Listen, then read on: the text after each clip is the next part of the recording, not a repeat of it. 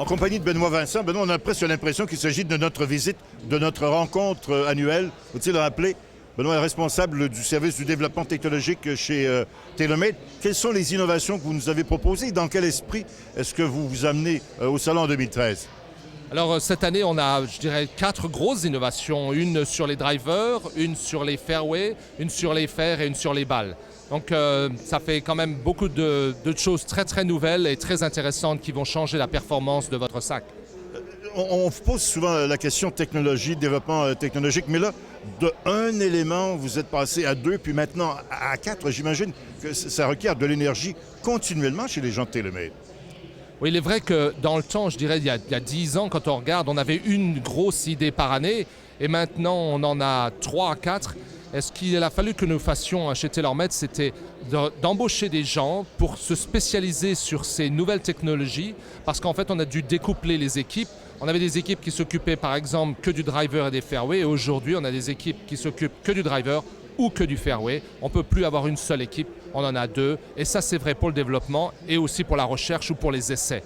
Donc en fait, vraiment les structures se développent. Est-ce que c'était plus difficile d'inventer, de réinventer certains éléments des outils mis à la disposition des golfeurs plutôt que de voir un développement technologique continu? Généralement, on cherche pendant très longtemps à améliorer un produit. Par exemple, si je prends les fairways, sur lesquels on cherchait à augmenter la vitesse de balle. Pendant 10 ans, on s'est demandé comment peut-on faire sur une face qui est très très basse par rapport à un gros driver pour augmenter. Et pendant 10 ans, on ne trouve pas.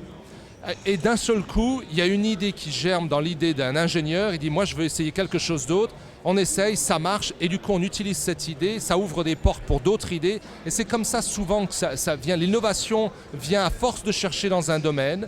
Et d'un seul coup, quand on trouve, on utilise ce que l'on a trouvé pour ouvrir des nouvelles portes et à l'appliquer dans d'autres domaines. C'est comme ça que généralement, il y a effet boule de neige quand on ouvre une grosse porte de la performance. Benoît, le problème maintenant, c'est que vous êtes au sommet de la pyramide. Comment s'y maintenir et comment trouver d'autres avenues pour justement vous permettre d'être à cette position numéro 1?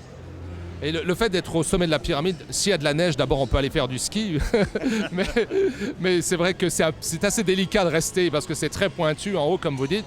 Mais je pense que le secret est tout simple. Tant que l'on continue à chercher comment améliorer la performance de nos produits et que c'est vraiment ce sur quoi on se concentre, et que l'on concentre l'énergie de nos ingénieurs, on trouve des nouvelles solutions, on améliore la performance et on ouvre des nouveaux et on trouve des nouveaux produits. Et je pense que tant qu'on fait ça et que c'est là que l'on met toute notre énergie, je pense qu'on continuera à offrir au marché des produits qui sont vraiment très intéressants.